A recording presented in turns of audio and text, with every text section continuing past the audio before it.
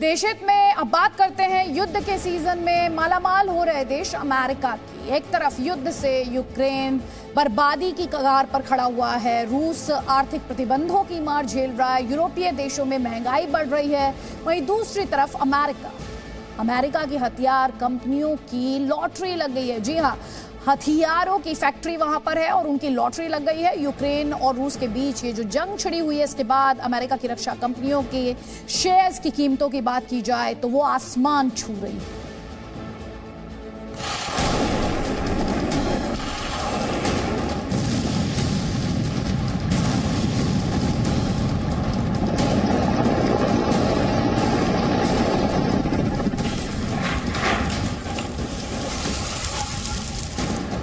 रूस के घातक हथियार आग बरसा रहे हैं।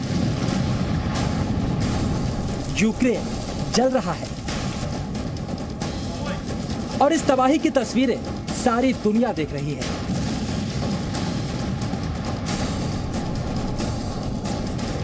आसमान में गरजते रूस के फाइटर जेट्स और हेलीकॉप्टर्स कभी भीषण हमला करते नजर आ रहे हैं तो कभी यूक्रेन की मिसाइलों से नष्ट होकर उनका मलबा जमीन पर सुलगता दिख रहा है।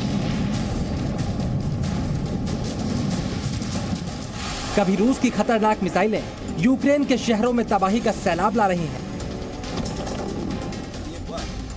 और कभी यूक्रेन का एयर डिफेंस सिस्टम रूस की मिसाइलों को तबाही मचाने से पहले रोकने में कामयाब हो जाता है। इस बीच धीरे धीरे रूस की सेना यूक्रेन की राजधानी कीव की तरफ बढ़ रही है। रूसी टैंकों और वाहनों का काफिला सड़कों पर भी दिखाई दे रहा है।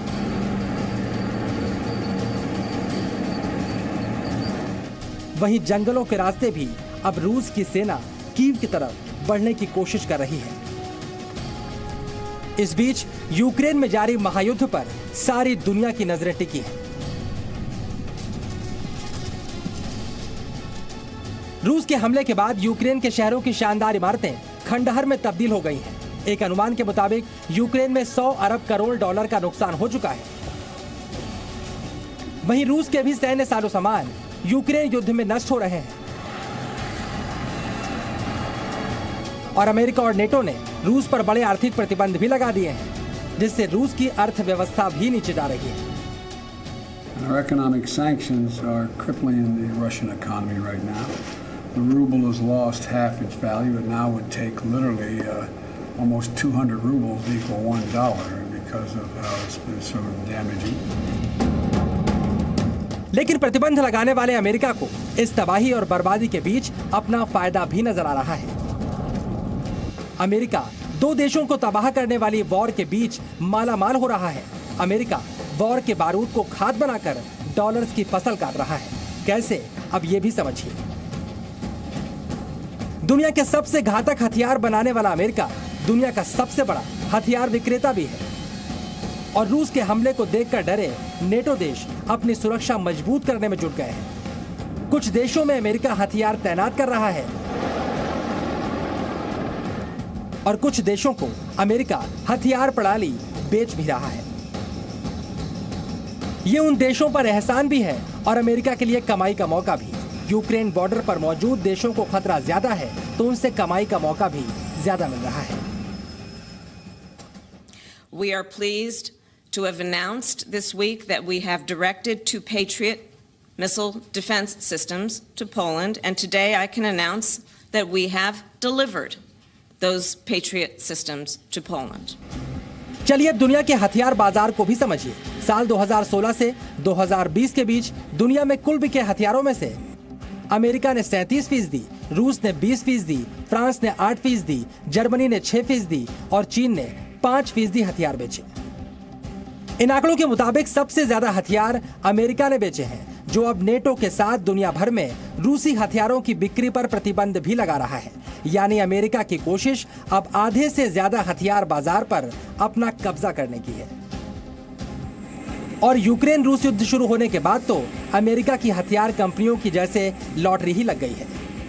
अमेरिकी हथियार कंपनियों के शेयर काफी मजबूत हुए हैं। लॉकहीड के शेयर 16% बढ़े हैं, वहीं रेथियॉन के शेयर में 3% की बढ़ोतरी हुई है।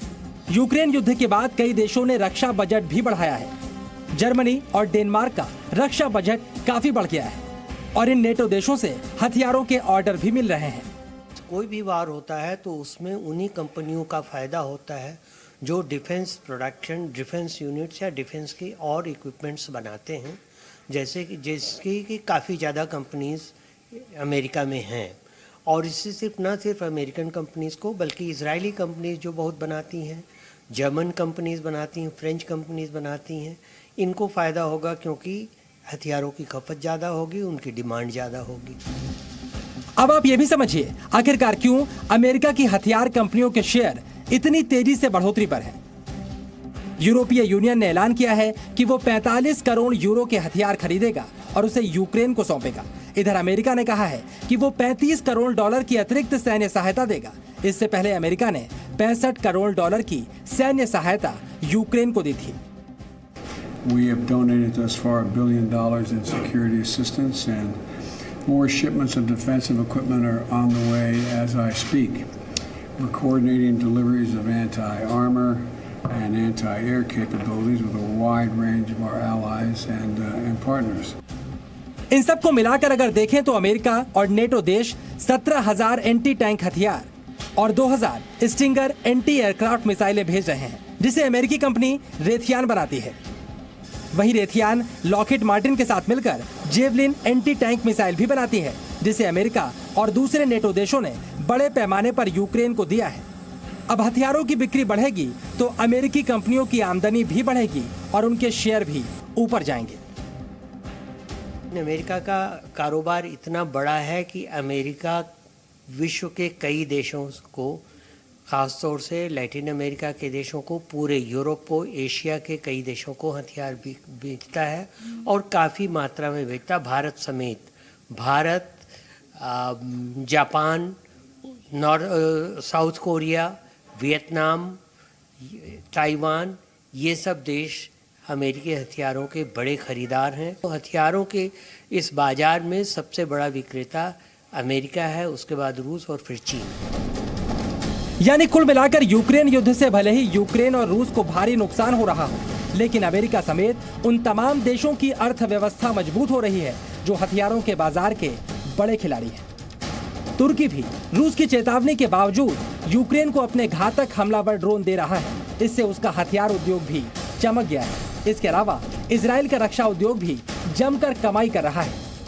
इजराइल हथियार बेच के कमाई कर रहा है, फ्रेंच हथियार बेच के कमाई कर रहे हैं, ब्रिटिश हैं, स्वीडिश हैं जो कि ग्रिपेन वगैरह जहाज़ बनाते हैं, साहब जहाज़ बनाते हैं, और यूक्रेन खुद T-80 टैंक बनाता रहा है तो यूक्रेन है। कई देश हैं जो इसको इसमें भागीदारी है, जैसे हंगरी की भागीदारी है नाइट विज़न वारफेयर में, नाइट विज़न टेलीस्कोप वगैरह वगैरह में हंगरी की स्पेशलिटी है। तो कई देश हैं दुनिया में जो कि हथियारों की बिक्री का काम करते हैं। इधर पश्चिमी देशों के प्रतिबंध की वजह से रूस के रक्षा उद्योग को भारी नुकसान उठाना पड़ सकता है। अमेरिका भी भारत पर दबाव बना रहा है कि रूस के हथियारों की खरीद को भारत और कम करे। लेकिन चीन और पाकिस्तान जैसे देशों से घिरे भारत को आधुनिक हथियारों की जरूरत है और अब भारत हथियारों को खरीदने के बजाय रक्षा क्षेत्र में आत्मनिर्भरता की ओर बढ़ने की कोशिश कर रहा है। युद्ध के कारण पूरी दुनिया में महंगाई बढ़ रही है।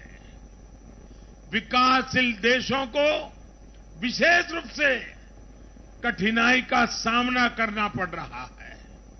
साथियों, इस वैश्विक संदर्भ में इन कठिनाइयों के बीच इस बार के बजट पर नजर डालें तो एक विश्वास पैदा होता है। देश आत्मनिर्भर भारत अभियान के मार्ग पर आगे बढ़ रहा है। साफ है, यूक्रेन रूस महायुद्ध से यूक्रेन बेहाल है, रूस पर कंगाल होने का खतरा है, लेकिन अमेरिका मालामाल होता जा रहा है। ब्यूरो रिपोर्ट, जी मीडिया। और रूस यूक्रेन युद्ध पर इस वक्त बड़ी खबर है। फ्रांस के राष्ट्रपति इमैनुअल मैक्रों का बड़ा बयान है। वो कह रहे हैं इस युद्ध का यूरोप और अफ्रीका पर बड़ा असर देखने को मिलेगा। यूरोप और अफ्रीका में खाद्यान्न संकट होने की आशंका वो जता रहे हैं। तो बड़ी खबर है, फ्रांस के राष्ट्रपति इमैनुअल मैक्रोन कह रहे हैं कि यूरोप और अफ्रीका में खाद्य संकट हो सकता है। Presenting B News app, available on Google Play and App Store. Download it now.